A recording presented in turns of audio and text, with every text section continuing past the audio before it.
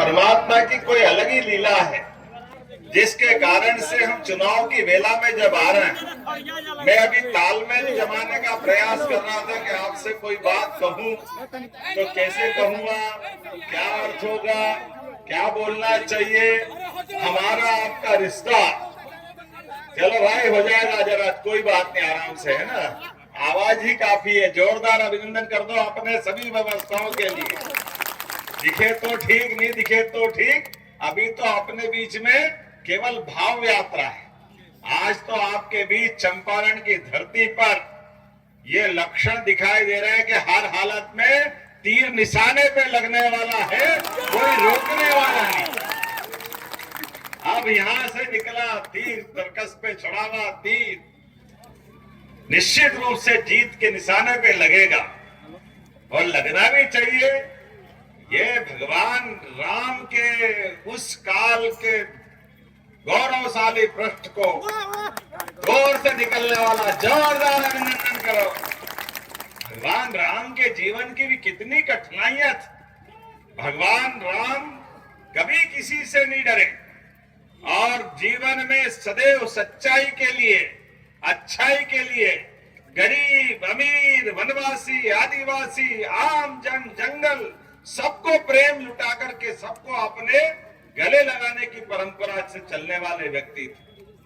बड़े दुर्भाग्य के साथ कहना पड़े, वोट के लालच में कांग्रेस और उनके साथ वाले वर्षों तक हिंदू मुसलमान के रूप में इस देश के अंदर क्या क्या नहीं लाते हुए हर बार नाटक करते रहे। लेकिन आज बदले दौर में सुप्रीम कोर्ट का भी मान सम्मान बढ़ाते हुए हिंदुस्तान के लोगों के लिए मैं बधाई देना चाहूंगा। जब जैसे ही सुप्रीम कोर्ट में फैसला हुआ और धूमधाम से मंदिर बना, कोई दुनिया की ताकत नहीं रोक पाई। पूरे देश के अंदर कोई बवाल नहीं हुआ।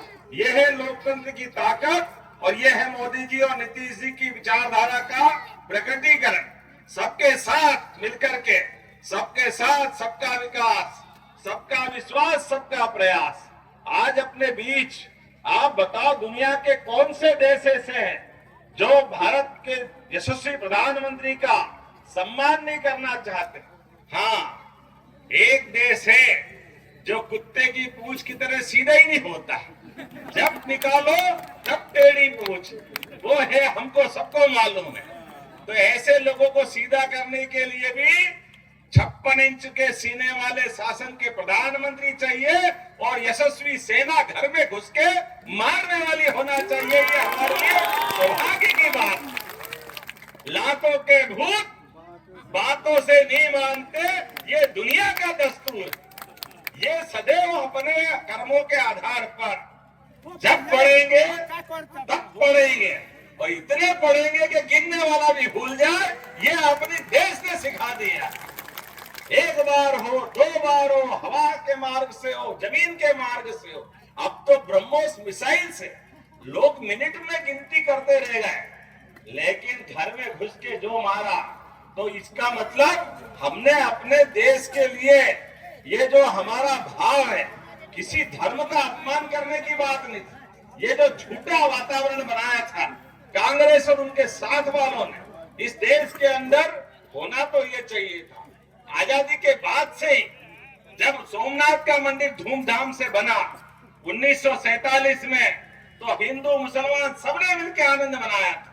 लेकिन कांग्रेस और कांग्रेस के इनके पूर्वज एक एक पार्टी के एक परिवार के अंदर समा गए। नेहरू जी, इंदिरा जी, राजीव गांधी, उनकी बहू, उनका नाती पोता एक घर से बाहर ही नहीं आते। ये लोकतंत्र का मजाक बनाया हुआ था। हमारे लिए तो सौभाग्य की बात है। मैं जिनसे बात कर रहा हूँ, ये बिहार की धरती, राम और कृष्ण की धरती। जोरदार अभिनंदन करें अपने उस गौरवशाली अतीत के लिए। हमारे अपने सत्य के मार्ग पर, धर्म के मार्ग पर जो अधर्म करता है, उस अधर्म के खिलाफ हमारा संघर्ष ये धर्माचरण कहलाता है। इस नाते से लोकतंत्र के अंदर आज हथियारों का जमाना नहीं, विचारधारा का जमाना है। और विचारधारा के बलबूते पर मुझे इस बात की प्रसन्नता है, आज इस बात को सबको समझना पड़ेगा कि पाकिस्तान अगर आतंकवादी भेजता है और पाकिस्तान के आतंकवादी भेजने पर आज वो पहलगांव की घटना करता है, और पहलगांव की घटना आप सब याद रखो। बहन जो 7 दिन हुए शादी के बाद कश्मीर जाती, कश्मीर इस देश का हिस्सा है, लेकिन दुर्भाग्य से कांग्रेस ने 47 में 370 लगाकर 40,000 लोगों की हत्या अगर हुई है तो कांग्रेस के सिर माथे पे वो पाप, और यशस्वी प्रधानमंत्री ने 370 हटा के उनको सबको श्रद्धांजलि दी और देश की एकता मजबूत करने का काम किया। और पहलगांव के अंदर याद करो, जब से मोदी जी की सरकार बनी, अब आतंकवादी हमले दिल्ली, बंबई कहीं होते नहीं, कहीं भूल से भी ये घटना हो जाती है तो हमको मालूम है हमारा नेता रात में सोएगा, बाद में हिसाब पहले चुकता करता है। ये वर्तमान का समय, ये बदलते दौर का समय, और इसीलिए हमारे लिए तो कहा गया सठे साठ्यम, जो जैसा समझता है उसको उसी भाषा में जवाब देने की आवश्यकता है। नालंदा की धरती, तक्षशिला की धरती, यहाँ तो दुनिया के अंदर दुनिया भर के लोग ज्ञान विज्ञान के लिए आते थे। इस बिहार की जय जयकार तो सम्राट अशोक के काल से होती है। बिहार में किस बात की कमी? बिहार क्षमतावान, योग्यताधारी, परमात्मा ने तो धरती भी रत्न गर्भा बनाए, सभी प्रकार के मिनरल, सभी प्रकार की वनस्पतियां, सब प्रकार की अनुकूलता, केवल नेतृत्व की कमी के कारण से बिहार पिछड़ा था।